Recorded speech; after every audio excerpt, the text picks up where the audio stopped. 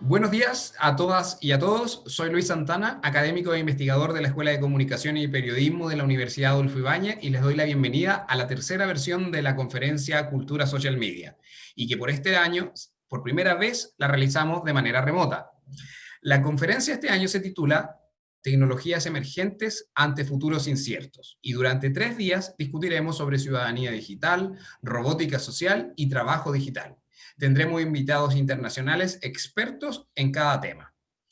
Les quiero recordar que en la conferencia tenemos 2 canales de salida, uno en español y otro en inglés, que tendrán traducción simultánea. Para activarla, debes ir al icono del globo terráqueo, abajo a mano derecha de tu pantalla, y elegir el idioma en que quieres escuchar la conferencia. Hoy tendremos presentaciones principales, una en español y una en inglés, y la ronda de preguntas será en inglés o en español, dependiendo de a quién vayan dirigidas. Antes de comenzar con las presentaciones, ustedes a Magdalena Brown, decana de la Escuela de Comunicaciones y Periodismo de la Universidad Adolfo Ibáñez, quien va a introducir la conferencia. Las tecnologías digitales emergentes, desde medios sociales, apps, inteligencia artificial, etcétera, han abierto sin duda nuevas posibilidades para la comunicación, pero a la vez han cuestionado paradigmas y conceptos que obligan a repensar nuestras formas de imaginar y habitar el mundo. Esta nueva configuración ha desafiado industrias, saberes e instituciones, generando nuevas dinámicas sociales que profundizan los cambios disruptivos que vivimos como sociedad, pero a la vez presentan nuevas oportunidades. De allí justamente nace la necesidad de abrir este espacio de discusión, un espacio de discusión que tengamos en conjunto desde la evidencia para abordar el papel que juega una serie de tecnologías en nuestras vidas políticas, social y económica. Nuestro interés como Escuela de Comunicación y Periodismo es ese, abrir ese punto de reflexión en Chile, en Latinoamérica y sobre todo en un espacio de orden académico, sobre estos desafíos que se nos plantean desde las comunicaciones. Abordarla requiere una mirada en la que buscamos como escuela aportar. ¿Qué características tiene esa mirada? Busca un enfoque interdisciplinario y de futuro, una disposición a dejar antiguos paradigmas y sobre todo a tener la convicción de que las comunicaciones están en el centro de estas transformaciones sociales y que eso es una oportunidad para aportar a la construcción de los tiempos que corren, desde la evidencia, el saber científico y sobre todo la capacidad de escucha de todos los actores involucrados. Les dejo la bienvenida hoy día, a esta jornada hoy día, pero antes de muy brevemente presentar a nuestros expositores de hoy, quiero agradecer especialmente al equipo que está detrás de esta gran organización. El profesor Luis Enrique Santana, que ya lo conocieron, otros días conocerán a Carmina Rodríguez, a los profesores Arturo Arriagada, que sin su entusiasmo no habríamos logrado llegar a esto. Pero junto a ellos también está Valentina, está Jean-Philippe, Juan Pablo, Amaranta y tantos otros en el equipo que nos han permitido hoy día estar aquí. Y bueno, y agradezco especialmente a nuestros expositores de hoy día, agradezco a Sonia Livingstone, gran profesora de London School of Economics, que ha liderado unos proyectos que desarrolla y lidera el tema del estudio de Kids Online, que lidera el tema de jóvenes e Internet, y también al profesor Andrés Lomabana, que también desarrolla una gran iniciativa que ahí nos podrá contar más desde Harvard y la Universidad Javeriana sobre temas de programa de juventud y media. Durante esta jornada, y en particular la de hoy día, vamos a tratar justamente un tema de cómo desde padres, hijos, adolescentes y niños en general enfrentamos todos los desafíos que nos trae este nuevo mundo digital.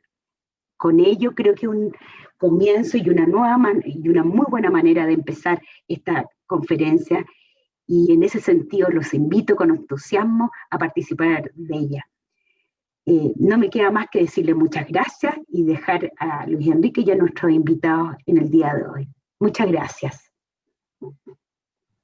Muchas gracias, Magdalena.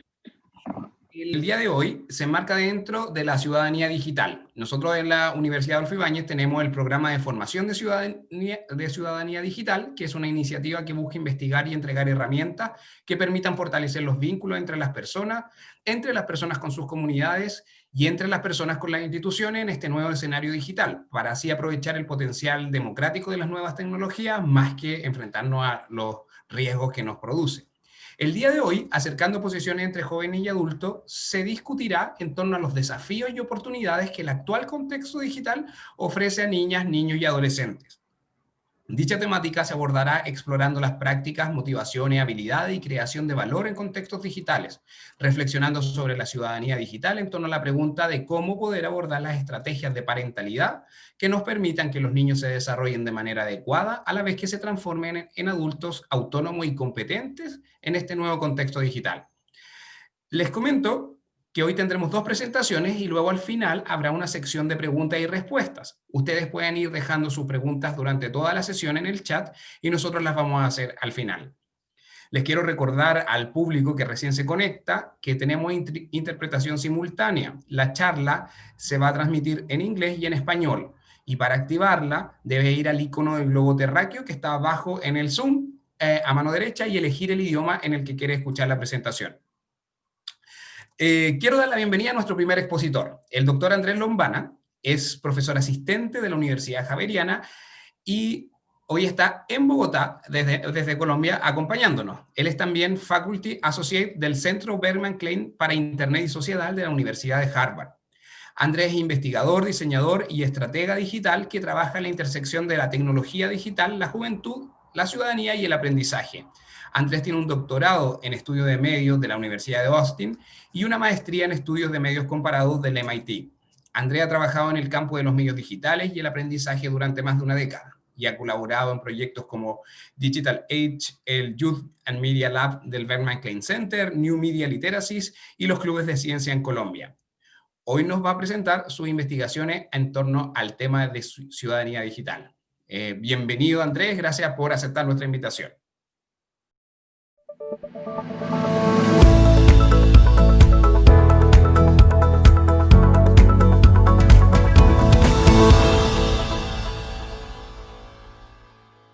Buenos días a todas y todos.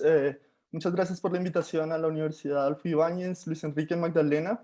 Es un gusto para mí estar esta mañana con ustedes para compartir algunas reflexiones y provocaciones sobre el trabajo que he venido haciendo relacionado con la ciudadanía digital y los jóvenes. Voy a intentar aquí compartir mi pantalla un momentico. Bueno, pues lo que yo les vengo a contar es una presentación llamada Hacia una ecología de ciudadanías digitales, diálogo de saberes, prácticas y experiencias. Como les decía, son unas reflexiones y provocaciones basadas en investigaciones que he desarrollado pues, en la última década. El índice de mi presentación es el siguiente. Tengo 5 grandes puntos. Uno es el de la agencia de los jóvenes, otro es el de la diversidad de experiencias para que tengamos en cuenta esa heterogeneidad y sobre todo las desigualdades que representa este ecosistema digital. En un tercer apartado voy a hablar de Ciudadanía Digital Plus o más, que es un proyecto que desarrollamos en el Berkman Klein Center. Asimismo, en el cuarto apartado que hablaré de la economía digital y los desafíos para la inclusión. Y como quinto apartado está el punto de abrir espacios de oportunidad, sobre todo basados en la pedagogía dialógica. Y luego vendré con unas conclusiones. Vale la pena aquí mencionar que parte de este trabajo viene de una iniciativa que se llama el Laboratorio de Medios y Jóvenes de la Universidad de Harvard en el Centro Berkman Klein. Es un centro liderado por Sandra Cortés y Urs Gasser y un equipo de investigadores, diseñadores, que se enfoca sobre todo en la investigación con jóvenes, también en el pensamiento sobre las políticas públicas, el desarrollo de herramientas y la educación. Es un centro que además trata de aproximarse a los jóvenes desde un enfoque de ecodiseño en el cual ellos tengan voz. Aquí está el enlace a la página web si lo quieren revisar. Y quiero empezar entonces con el tema de la agencia de los niños, niñas, jóvenes en múltiples contextos. En el ecosistema digital, como bien lo decía Magdalena en la introducción, pues ha venido desarrollándose rápidas transformaciones y la población de los jóvenes es una de las más conectadas a este ecosistema, ¿no? Los reportes de UNICEF, digamos, recientes dejan ver que es la población que más se conecta a Internet, y ellos en esta vida, en el mundo digital, pues han encontrado una agencia que no tenían antes con la misma autonomía, por decirlo así, el mismo empoderamiento. Ellos y ellas, digamos, en este entorno, pues tienen la posibilidad de aprender, socializar, jugar, trabajar, comunicar, y han participado no solo en la cultura, sino también en la política, la economía y el mundo cívico. Es importante también pensar que esta agencia que los jóvenes y las niñas y los niños tienen en el ecosistema ocurre en múltiples contextos. Está desde la casa, la escuela, también con sus amigos y grupos de pares, en la comunidad, en la ciudad, el país. Y también borrando muchas veces lo que antes se conocía como espacios públicos y privados, borrando también las líneas en lo que se entiende por el mundo online y el mundo offline, y una actividad muy intensa en las plataformas digitales y aplicaciones, ¿no? Son unos de los usuarios que más están activos en esos entornos. Y en estos contextos, pues, siempre hay asimetrías de poder entre adultos y jóvenes. Es importante tener eso en cuenta porque así los jóvenes hayan ganado como una voz y una agencia al participar en los entornos, las relaciones de poder históricas entre adultos y jóvenes siguen siendo las que definen muchas veces cómo ellos interactúan.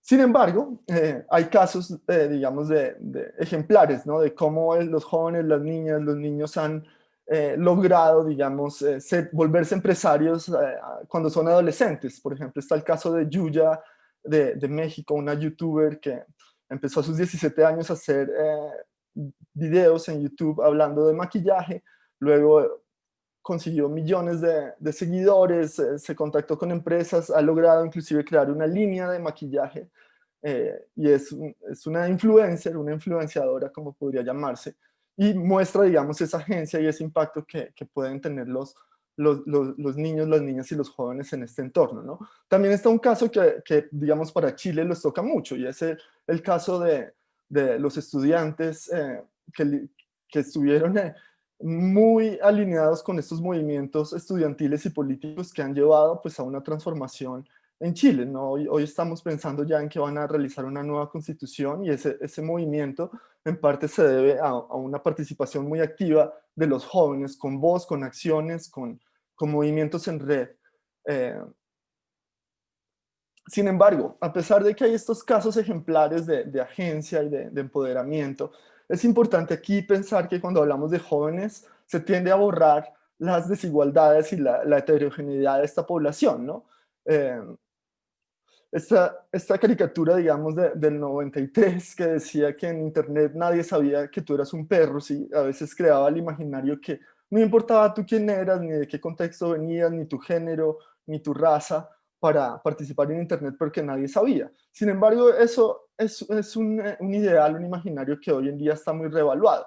Y es muy importante, entonces, tener en cuenta que hay diferencias en los accesos a la tecnología, accesos al conocimiento, el uso que se les da, las experiencias, las prácticas y los beneficios. Y esas diferencias vienen marcadas por unas desigualdades estructurales que todas las sociedades modernas las tienen, y son procesos históricos de largo plazo, de larga duración, en la cual, digamos, hay ciertos grupos poblacionales, ciertas razas, géneros, poblaciones con estatus socioeconómicos diferentes y ubicaciones geográficas como el urbano, rural, el sur y el norte global, en la cual pues hay marginalizados, oprimidos, y hay otros que sí pueden aprovechar las ventajas que les da el entorno. Entonces aquí es importante pensar que no todos los ecosistemas digitales son iguales, y hay muchas diferencias que hay que tener en cuenta cuando estamos aproximándonos a los jóvenes y digamos a cómo ellos interactúan en este ecosistema. Hoy en día reconocemos que no es solo una brecha digital. Ya los estudios de sociólogos, comunicadores y científicos sociales han demostrado que hay varios niveles. Uno de ellos es el acceso a tecnología, que sigue siendo muy importante. Hay un segundo nivel que tiene que ver más con las habilidades, los conocimientos y prácticas en línea. Esto se manifiesta muchas veces en las brechas de participación, de creación de contenidos, de visibilidad en las plataformas. No todos y todas somos igualmente visibles ni tenemos las mismas habilidades para aprovechar el ecosistema. Y hay un tercer nivel que se relaciona con los resultados tangibles o los beneficios que nos da el uso de la tecnología digital. Y aquí, pues, digamos, tiene que ver con el acceso y la ganancia de capitales sociales, culturales, económicos. No todos tenemos los mismos y obtenemos los mismos beneficios de nuestro uso de Internet. Este término ciudadanía, que está en el centro de la discusión y de la conferencia en la que nos encontramos, es un término que pues es muy importante para las sociedades democráticas y para imaginar nuestros derechos y deberes como ciudadanos y como pensarnos como sociedad.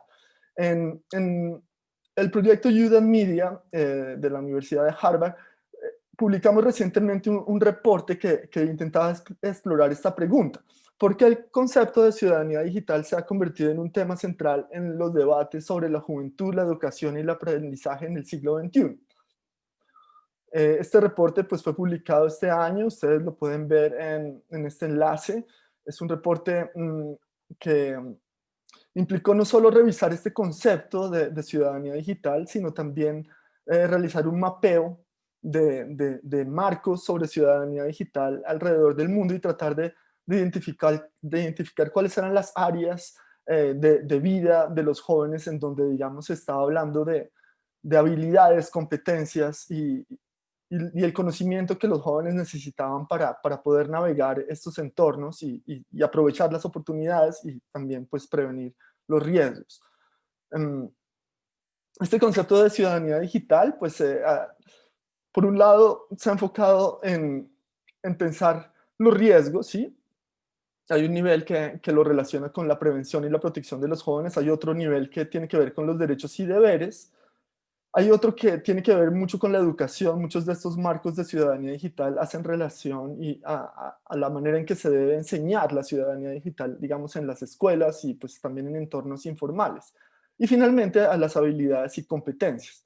En este mapeo y en este estudio que hicimos en el Youth and Media, encontramos diferentes concepciones de ciudadanía digital, un enfoque que es normativo, digamos, que se suele centrar en normas y valores y en uso responsable y apropiado de tecnología. Otro se centra en la participación en la sociedad y tiene mucho que ver con el uso efectivo de Internet para estar informado y participar en la sociedad, en la economía, en la política. Y hay un tercer enfoque que justamente es el que ha tratado de incorporar unas nuevas visiones de ciudadanía que van más allá de lo que se llamaría el enfoque en los deberes o en la ciudadanía como un aspecto que permite, digamos, participar mediante votación o mediante regulaciones que tienen los países. Y este enfoque, que justamente ha estudiado las nuevas prácticas de los jóvenes, se llama actualizante. Es como una ciudadanía actualizante, como lo ha configurado Bennett, este autor norteamericano, y habla mucho del compromiso cívico y político. Y es una visión de la ciudadanía que mira más que nada los intereses y valores individuales, las identidades, las afinidades que los jóvenes tienen, ¿sí? Entonces tiene más que ver con temas de igualdad de género, ambientalismo y otras causas sociales, no necesariamente, digamos, con la votación.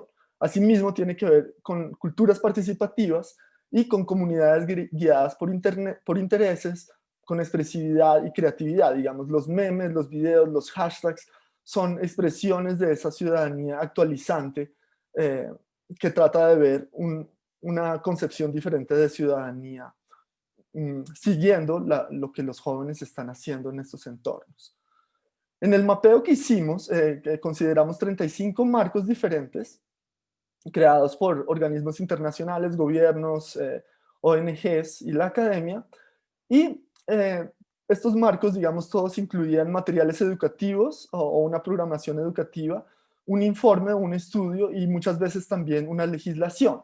Al realizar esta búsqueda, digamos, nosotros no de los marcos no solo buscamos por ciudadanía digital, digamos digital citizenship, sino que incluimos otros términos como digital literacy, media literacy, new media literacy, 21st century skills, and digital competences, que son, digamos, términos, hay que decir que los buscamos en inglés, pues el Udemy Media está en Cambridge, Massachusetts, y el equipo era angloparlante, entonces no, ahí nos faltó, digamos, buscar más términos en otros idiomas, pero con este mapeo, digamos, lo que logramos hacer fue mirar algunos de estos marcos, digamos, como el de la Unión Europea, que se llama Digital Competence Framework for Citizens. Está también el marco del Ministerio de Educación de Chile con Internet Segura, la legislación del Estado de Washington, NetSafe de Nueva Zelanda, Common Sense, que es una organización no gubernamental de Estados Unidos, y otros, o sea, hay 35, no me voy a detener en ellos, pero digamos en este mapeo que hicimos, lo que intentamos ver fue analizar las diferentes áreas de la vida o áreas temáticas que los marcos abordaban, porque la ciudadanía digital tiene muchas dimensiones, o sea, no es solo la dimensión política ni cultural, sino que aborda muchas dimensiones. Y lo que hicimos fue, digamos, en cada uno de estos marcos, ver qué tanto ellos abordaban esos temas. Aquí, por ejemplo, se ven algunas de esas áreas que identificamos. Está la seguridad, el bienestar, el comportamiento positivo, los marcos legales, la identidad, las alfabetizaciones digitales, mediáticas, el contexto, el área de economía digital y también unas nuevas áreas que son muy importantes hoy en día, como el de inteligencia artificial y el del pensamiento computacional, por ejemplo. Estas áreas, digamos, que identificamos en esos 35 marcos, ustedes cuando quieran encontrar recursos sobre cómo enseñar y cómo aprender estas diferentes habilidades y competencias para estas áreas, pueden consultar una plataforma que hemos creado también en el Udemy Media que se llama el Digital Citizenship Resource Platform. Aquí está el enlace. Y en esta plataforma ustedes van a poder navegar diferentes recursos. Es como una caja de herramientas donde pueden encontrar materiales para desarrollar habilidades en estas áreas. Aquí, digamos, están las áreas delineadas. Ustedes las pueden explorar con más atención cuando tengan tiempo. Me interesa sobre todo aquí resaltar el área de la economía digital como un espacio donde los jóvenes están desarrollando actividades económicas en línea y fuera de línea para ganar diferentes formas de capital económico, social y cultural, que digamos no se limitan solo a ganar dinero, sino también tiene que ver con aumentar conexiones sociales, construir marcas personales o construir redes o movimientos. En esta área de economía digital, digamos, aquí les muestro unas playlists. Nosotros, digamos, llamamos playlists a un conjunto de actividades que pueden ser desarrolladas por los jóvenes, bueno, y también acompañados por padres o profesores. Y el área de economía digital, digamos, está integrada en una playlist de ciudadanía digital precisamente, y nosotros desarrollamos un contenido enfocado en el poder de los resúmenes o los currículum vitae, digamos, y ahí eran unas actividades que iban orientadas a cómo, digamos, los jóvenes pueden desde temprana edad aprender a crear esos resúmenes y también pues aprender a buscar lugares donde pueden trabajar, donde pueden desarrollar sus habilidades con sus áreas de interés. Y aquí me sirve de transición para tocar este tema de la economía digital, que tiene una dimensión muy importante para la inclusión y para el futuro, digamos, que nos espera, ¿no? Como mirábamos hace un momento, pues hay mucha diversidad y heterogeneidad en las prácticas, en las experiencias, en los conocimientos, en las formas de acceso, y esto va a influir la manera en que los jóvenes participan en esta economía. Si bien es cierto, digamos, las preguntas como ¿cuál es el papel de la juventud en la economía digital? Hoy en día se podría responder como que es muy importante si los jóvenes están participando en estos entornos, creando valor cultural, social, económico. Muchas veces para las mismas plataformas, las grandes corporaciones tecnológicas que son las propietarias de estos entornos. Cabe decir que en el entorno digital, pues en estas asimetrías de poder, pues las plataformas, las grandes corporaciones tienen mucho poder comparado al que tendrían los jóvenes, e inclusive pues también los adultos. Hoy en día esos procesos de explotación de datos, de vigilancia masiva, bueno, todos estos como procesos que están basados en modelos económicos que sobre todo están interesados con la publicidad, con el consumo, pues han generado unos desbalances a la hora de cómo se está distribuyendo todo ese valor que se crea. Pero los jóvenes en la economía digital están creando valor sin duda. También pues nos interesaba en este reporte explorar cómo participan los jóvenes como actores económicos en la economía digital, cuáles son sus actividades económicas y cómo varían en función del género, la raza y los antecedentes económicos, y qué tipo de actividades en línea empoderan a los jóvenes y les permiten mejorar su situación social, económica y cultural.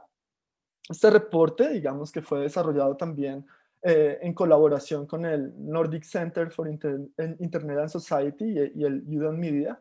Lo pueden ver en este enlace, también fue publicado recientemente.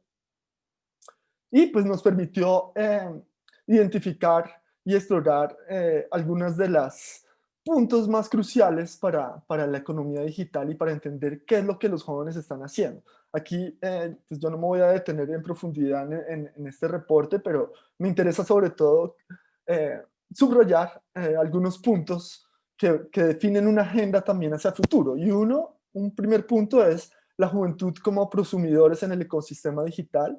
Es decir, ellos no solo son usuarios ni consumidores, sino también creadores, productores de información. Muchas veces, dadas las desigualdades que existen, pues muchos de ellos solo se limitan a ser usuarios o consumidores, otros y otras sí logran, digamos, llegar a ese papel de productores de contenidos, de creación y de muchas veces también hacer sus propios emprendimientos. Está también un tema muy importante que es las actividades de ganancia de capital.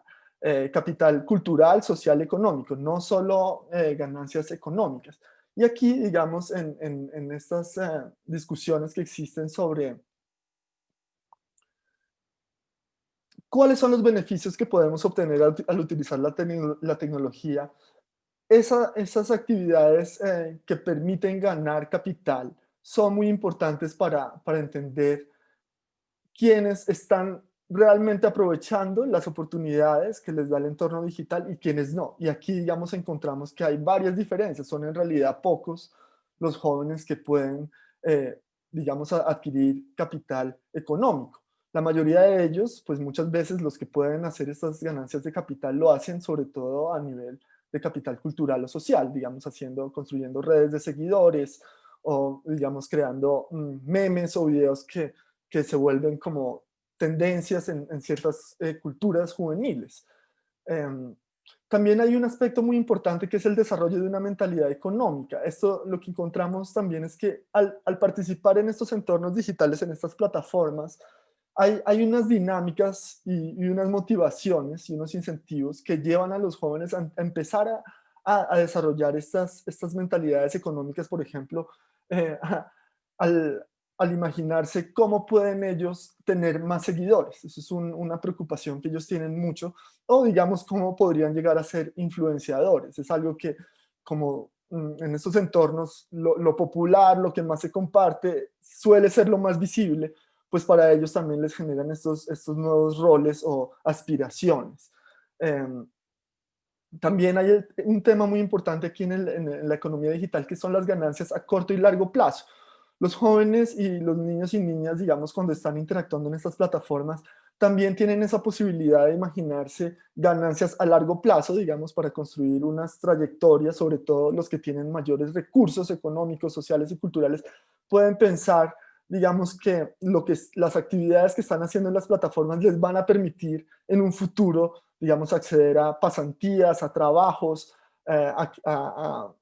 a crear como redes que los pueden ayudar a movilizarse, y hay unas ganancias pensadas más a corto plazo, ¿no? Digamos, que serían, pues particularmente aquellas que tienen que ver con con el entretenimiento o pues simplemente el juego y la diversión, ¿no? Eso estaría más pensado a corto plazo, pero ahí también, cuando los jóvenes están interactuando en videojuegos o consumiendo videos, están también generando valor para esos contenidos y esas plataformas. Y aquí, pues el tema de creación de valor se vuelve central, ¿no? Pensándolo no solamente a nivel económico, sino cultural y social. Hacen falta muchas métricas que nos permitan en realidad saber cuál es el aporte que en realidad están dando los jóvenes a esta economía, ¿no? Muchas veces pues no se sabe, inclusive hay muchos mitos relacionados con lo que ganan los influenciadores, un youtuber que gana millones de dólares, digamos, eso no lo sabemos muy bien, y tampoco sabemos muy bien cuál es el aporte de los jóvenes a nivel de creación de valor a esas plataformas o a los productos y las marcas que, digamos, se empeñan en crear, digamos, fans o culturas juveniles que los promocionan, ¿no? Porque les permite también una identidad. Está el tema del trabajo y el juego, que muchas veces en estos entornos digitales se mezcla y no es muy fácil saber cuándo es juego y cuándo es trabajo. Y eso pues es problemático muchas veces, ¿no? Sobre todo cuando pensamos en los derechos que tienen los jóvenes de digamos, no ser explotados con su trabajo.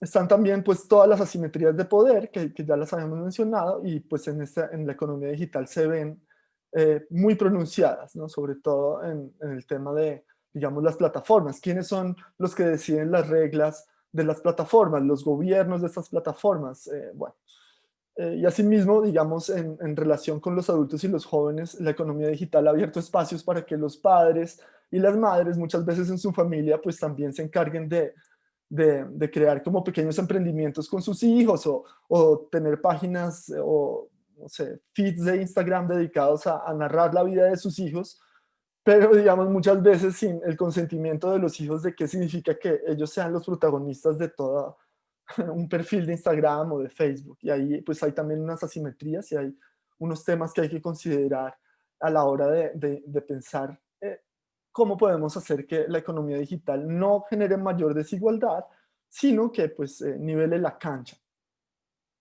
Y aquí ya llegando al final de esta presentación, me parece clave que podamos abrir espacios de oportunidad basados no solo como en el uso instrumental de la tecnología, sino que creo que la educación y en particular la pedagogía nos puede dar pistas sobre cómo estos procesos de construcción de ciudadanía digital pueden enriquecerse. Y hay un enfoque latinoamericano que es el de la pedagogía dialógica. Aquí voy a leer una cita de Paulo Freire, que es uno de los iniciadores de esta línea de pensamiento, y es: ser dialógico no es invadir, es no manipular, es no imponer consignas. Ser dialógico es empeñarse en la transformación constante de la realidad. Esto lo escribió en 1973, este brasilero, y pues todo el trabajo de Freire en realidad apunta hacia esa posibilidad del diálogo. Y aquí, digamos, hay una tradición latinoamericana que nos sirve mucho, sobre todo, pues pensando, yo les hablo desde Bogotá, la Universidad Adolfo Ibáñez está en Chile.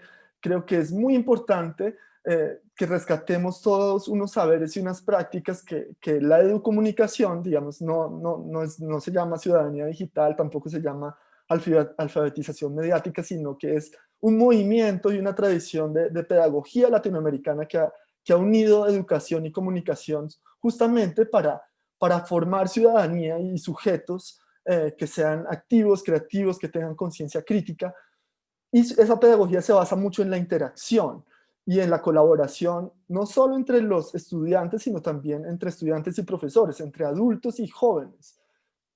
Y el fin no es muchas veces, digamos, un uso efectivo de los medios o un uso instrumental de la tecnología, sino que los fines de la comunicación están enfocados hacia la transformación social. Y eso creo que es muy importante, sobre todo para pensar en otros futuros posibles que podemos crear con estos entornos digitales que son tan potentes a la hora de comunicar y de conectarnos.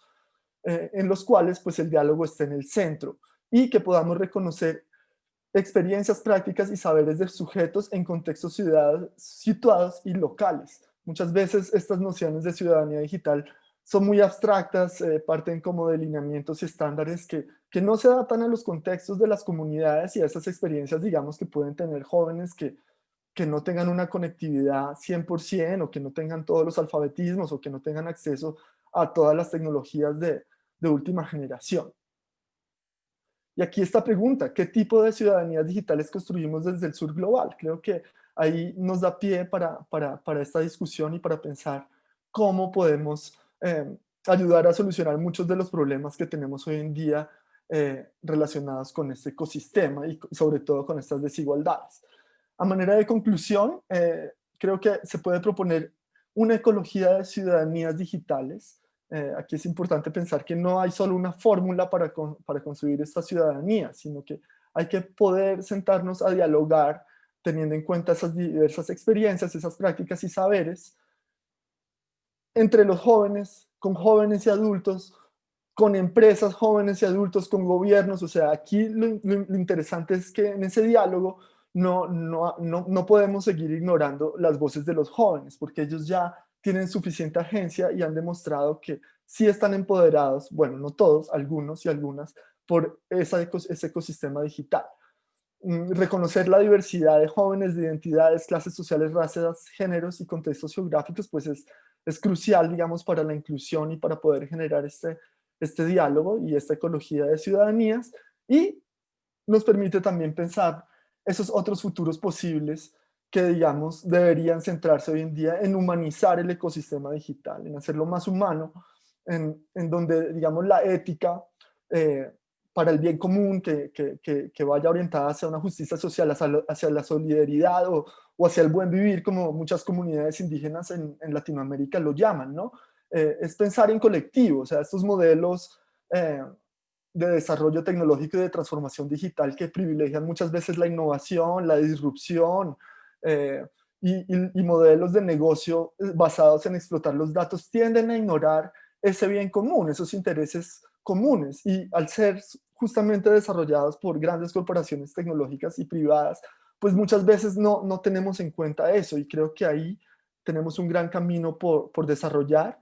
Asimismo, pues el tema de los derechos humanos, que hoy en día son también derechos digitales, deben estar en el centro de esta discusión y deben permitirnos imaginarnos un mundo pues mucho más horizontal, mucho más nivelado y sin tantas desigualdades. Asimismo, digamos, solucionar muchos de los problemas que hoy nos afectan, digamos, la desinformación o el acoso, la violencia, la explotación de los datos. Todo eso yo creo que podemos hacerlo abriendo estos campos y estos espacios de diálogo. Y con eso yo cerraría la presentación. Muchas gracias. Aquí está mi contacto de Twitter y mi email por si necesitan contactarme. Muchas gracias, Andrés.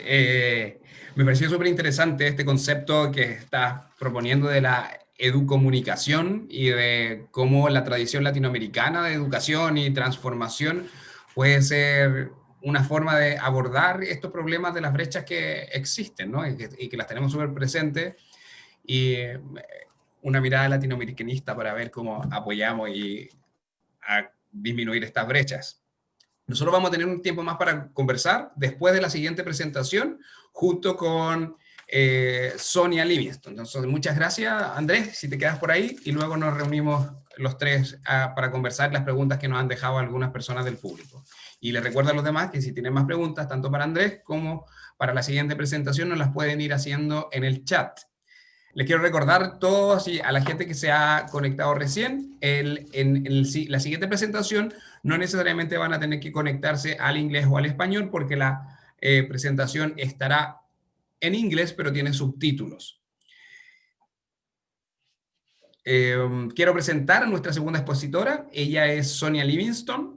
La doctora Livingstone es profesora en el Departamento de Medios y Comunicación de la London School of Economics and Political Science. A través de un enfoque comparativo, crítico y contextualizado, su investigación examina cómo las condiciones cambiantes de las nuevas tecnologías están remodelando las prácticas cotidianas y las posibilidades de acción que tenemos los individuos. Es una visión un poco distinta desde la que tenía Andrés, que es más bien desde el macro y meso y niveles intermedios de cómo abordar el tema de la tecnología.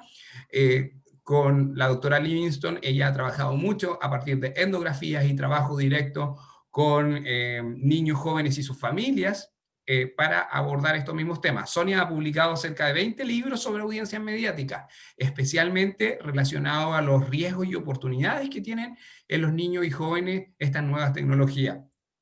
Actualmente ella dirige la Comisión de Futuros Digitales en Europa y el proyecto Global Kids Online con UNICEF.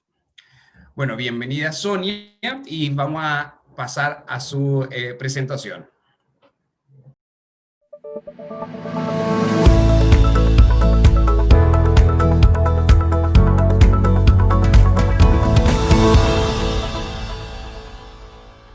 Hello to everyone at the conference on culture, social media, emerging technologies facing uncertain futures. It's a pleasure to present my work today in the session Digital Citizenship, Bridging Positions Between Youth and Adults. My thanks to Professor Luis Santana from Universidad Adolfo Abanez for organizing this session. I'm sorry I can't be with you in person, but the wonders of technology bring some benefits, and I'm glad I can participate in this way. As part of the Global Kids Online project, I've been collaborating with colleagues in Chile for several years now, and had the pleasure to visit in 2016 to discuss and compare findings about children's digital lives across 4 continents. Today, as I explain in my talk, I focus more on the parents, often spoken for or referred to only as a way of getting information about their children. But I found myself wanting to understand their lives in their own right, their experiences, perspectives, and concerns as they bring up their children in a digital age, an age different in many ways from the world they were brought up in. Parenting for a Digital Future is a project based in Britain and centred on London. So it's far from global, though of course in the book I situate British parents' lives within the context of global cities and the international research literature on parental mediation. Probably parents in Britain differ in many ways from parents in Chile and other parts of the world, though there'll be some similarities too, I'm sure. Anyhow, I hope there'll be much to discuss, and thanks again for your attention. So I'm very conscious that I do some global comparative work, as Davina mentioned, but today I'm going to be talking about families in London.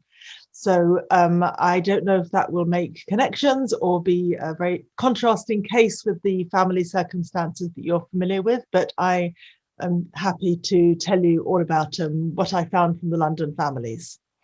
And of course, when I completed the work, which was completed a few months ago, COVID had not happened, but in fact, since it has, families are finding themselves even more at home and even more dependent on digital technologies.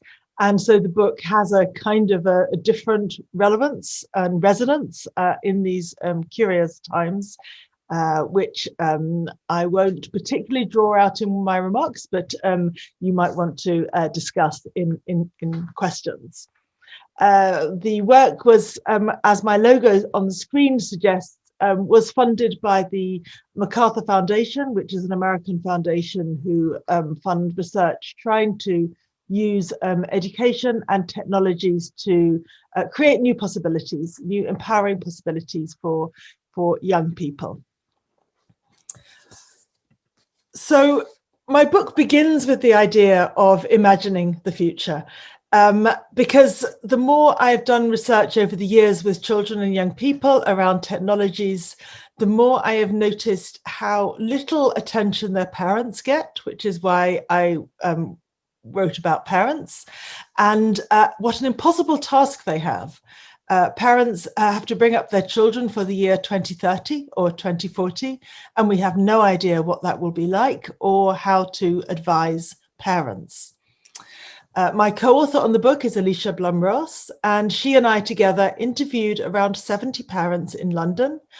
And we asked them to look back at their childhood and then forward to their children's adulthood as a way to kind of understand their parenting and the timeline of their parenting. So in one family, we met Mia Ely, who was only 8 and was already called a digital leader at her school. And she was very excited at the prospect of learning something special at Bluebell Primary School's Code Club. Her mothers, Rachel and Erin, were determined that Mia's gender would not channel her down what they called the bystander route. They wanted her to be the person who does things, who makes things, who's active.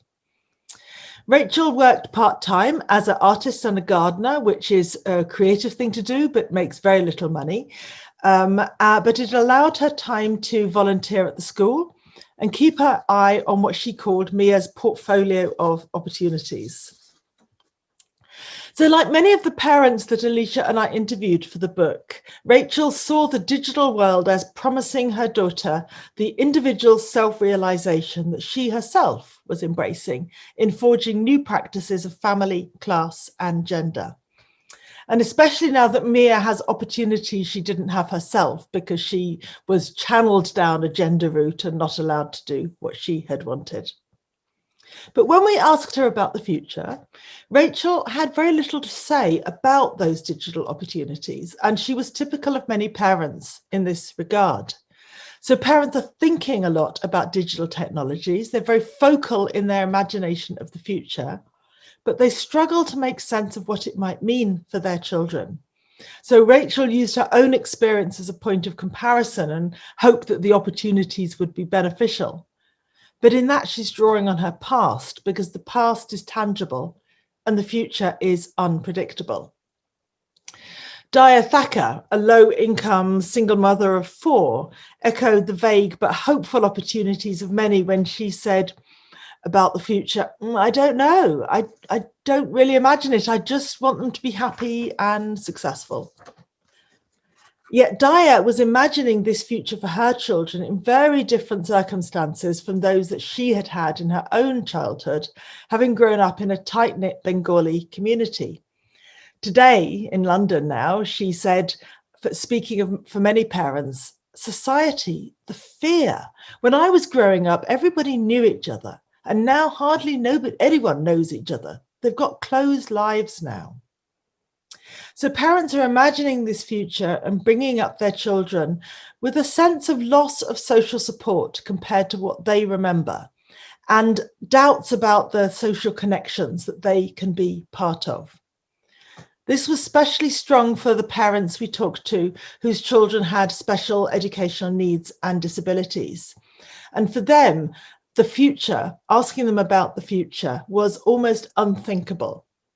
Ali Kader, the father of Sana, a 16-year-old on the autism spectrum, said, I don't think about the future because otherwise I get mad.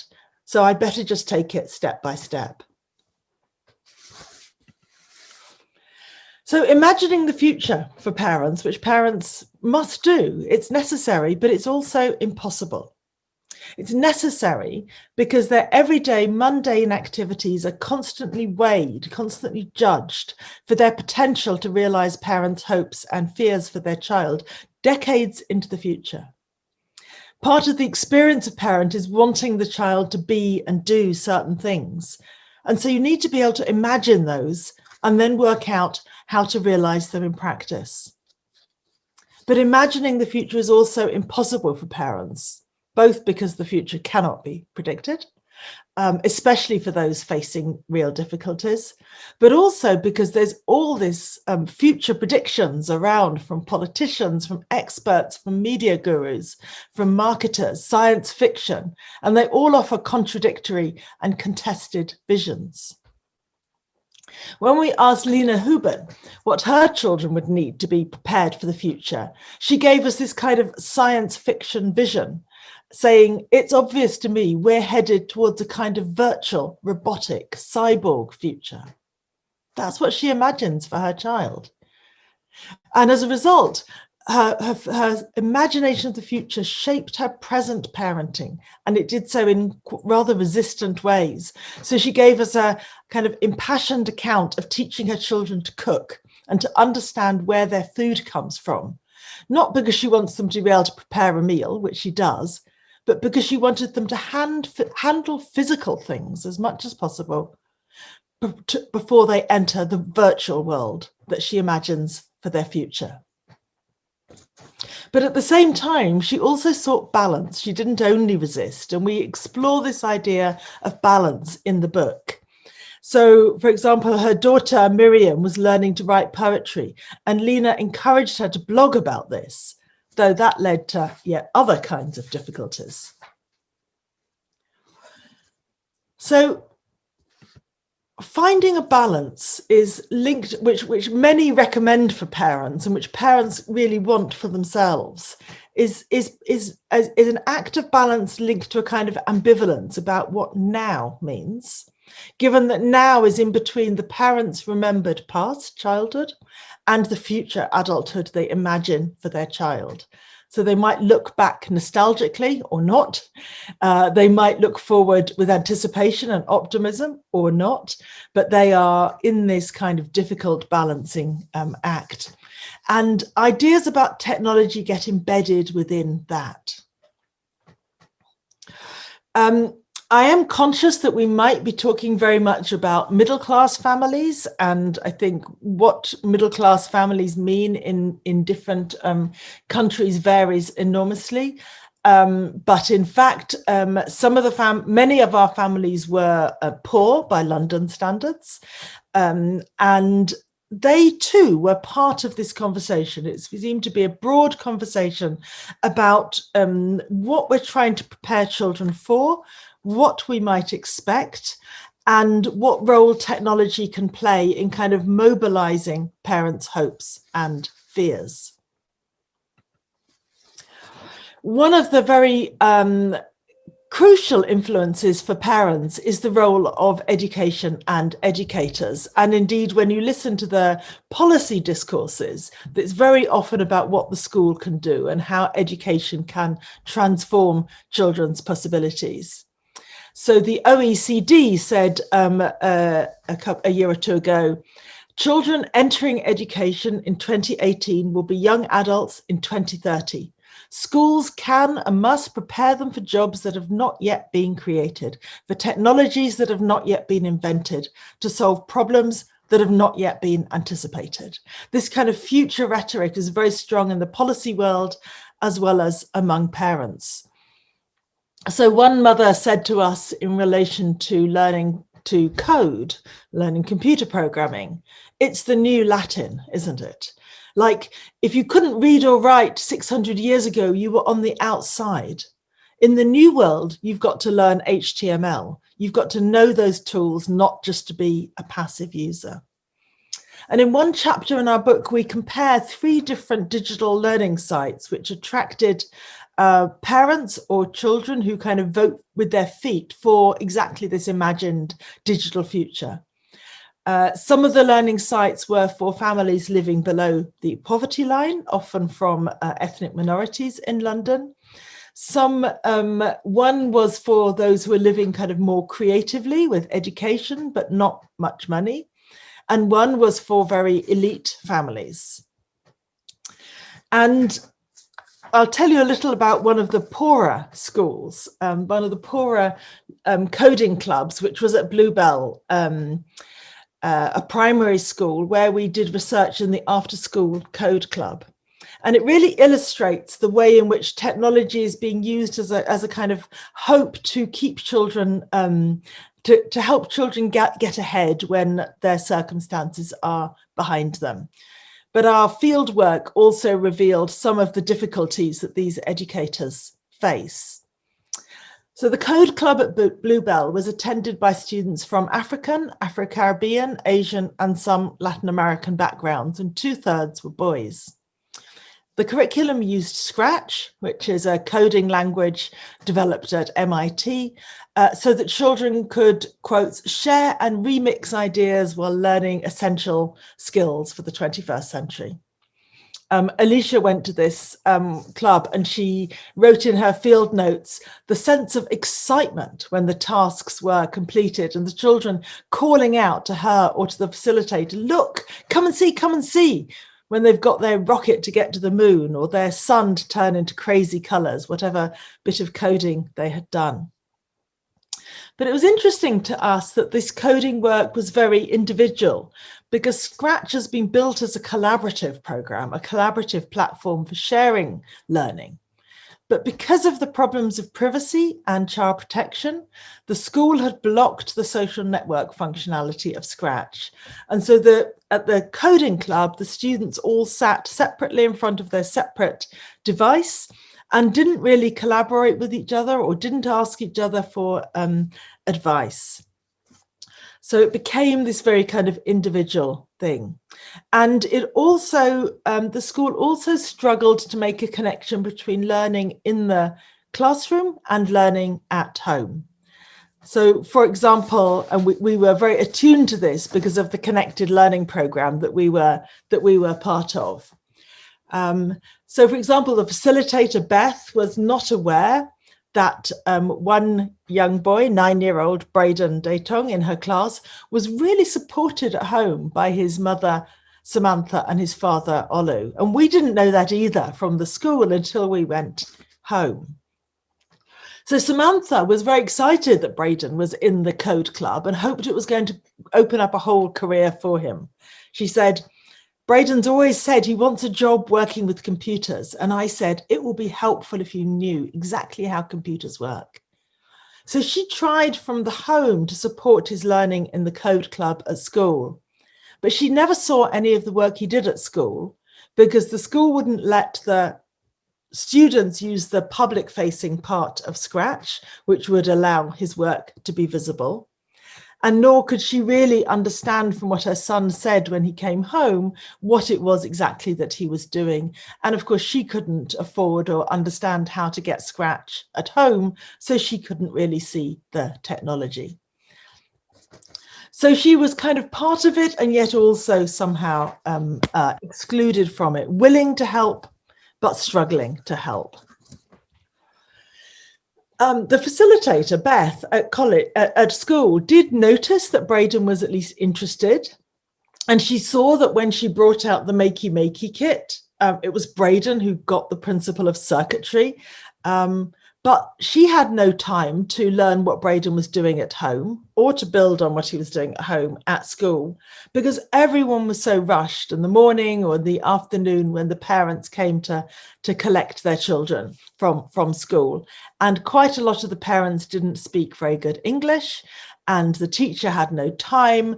So there were good intentions, but the connections were not very successful. And as a result, the students signed themselves up for the coding club with the parents not really understanding what was happening or mystified about the idea of coding.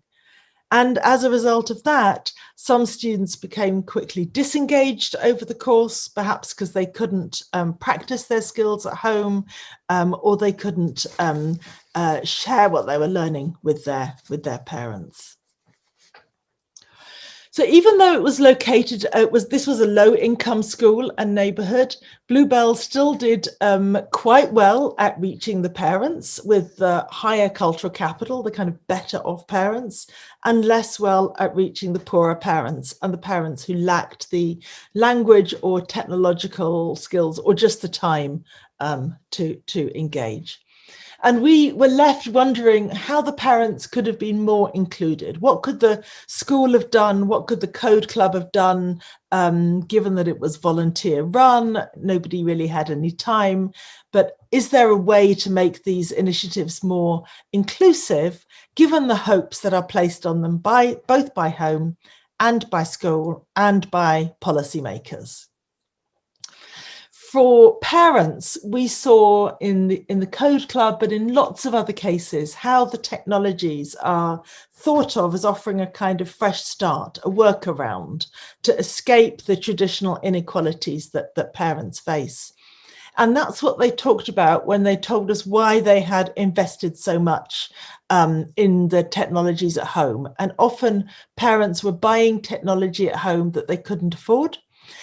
Or that they couldn't afford to maintain, but they would invest in it disproportionately because they had such hopes of what it could deliver. So this kind of brings me to the question that gets me up in the morning, and that we think about so often throughout the book, which is why, when parents are facing so many struggles about the future, about the present, about their resources, why are they so keen to talk about technology? Why does technology seem such a kind of salient part of their parenting and of their children's future? And this was evident to me from the moment when we first knocked on the door to do our interviews, that parents were kind of already talking.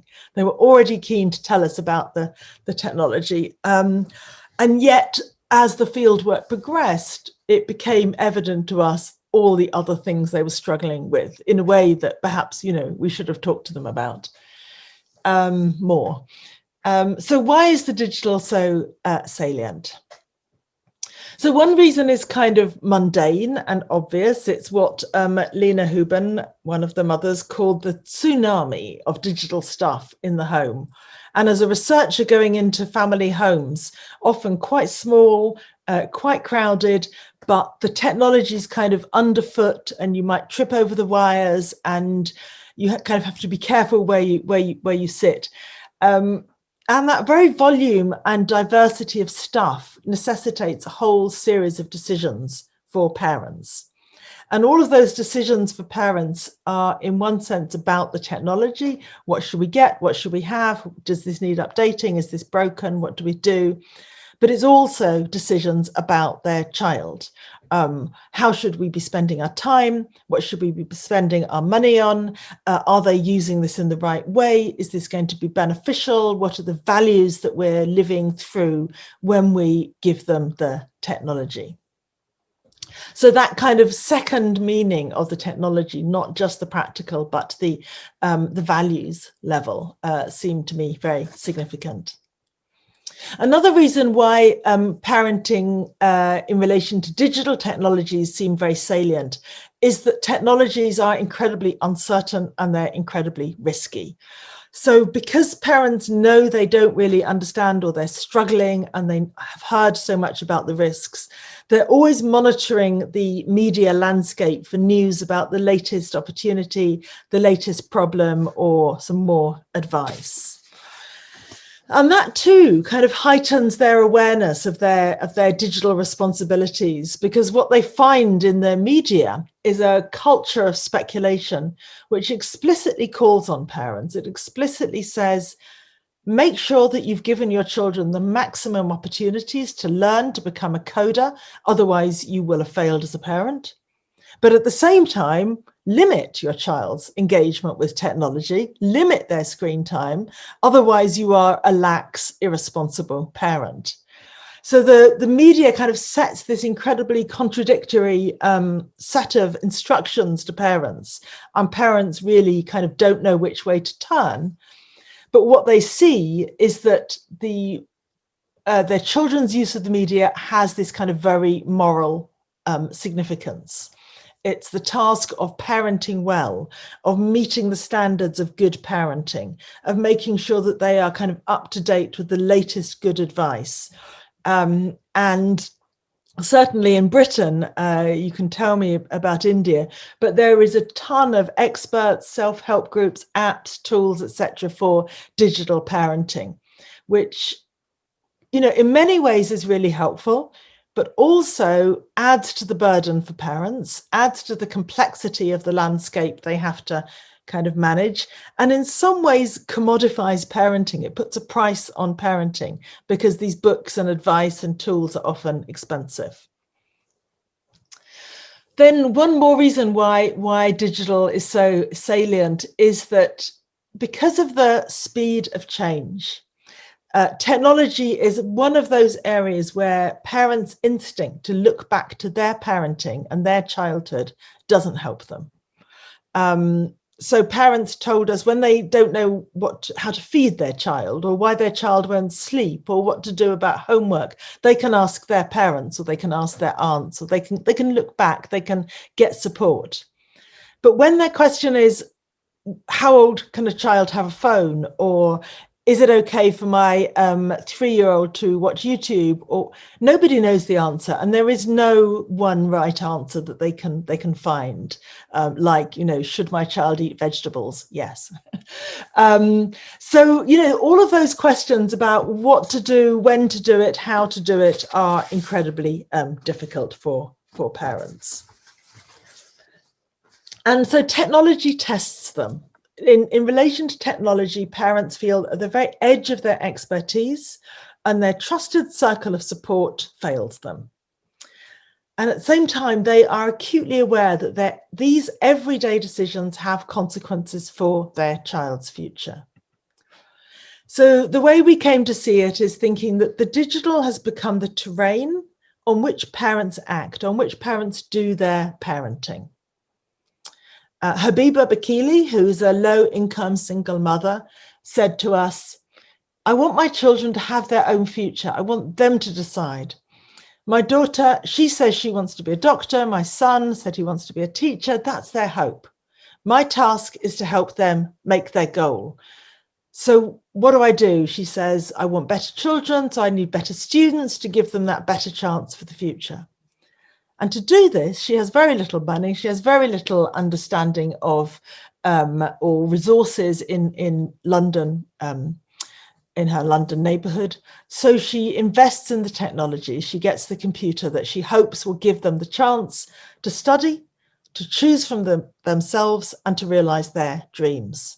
And that's exactly what she wants to do, because that's what she didn't have when she started out. She didn't have that freedom. She didn't have that choice. And she really wants to offer it to her child. Another mother, Ariam, said, "I recognize how important technology is now, you know, more than ever. I believe in human progress and how far we've come. And, you know, I came here from Eritrea for a better life, and I'm absolutely intent to make the most of it. I think life has changed for the best." So Ariam was another parent who kind of focused on the technology for what it symbolizes, for what she migrated to London for, and for what a better life looks like as she sees it. So this is her way of kind of enrolling her child in that life.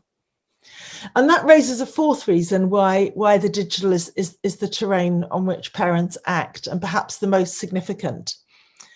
Because if I think about what it means for somebody to move from Eritrea to London and create her family life there, and all the kind of transformation and upheaval and struggle and worry that move will have involved, as she talks about the technology, that's where she finds a kind of sense of control, a kind of sense of what are the steps she can take, what can she do. So she's talking about the technology, but it has this kind of huge emotional significance for her. And it's a kind of safe way of talking, isn't it?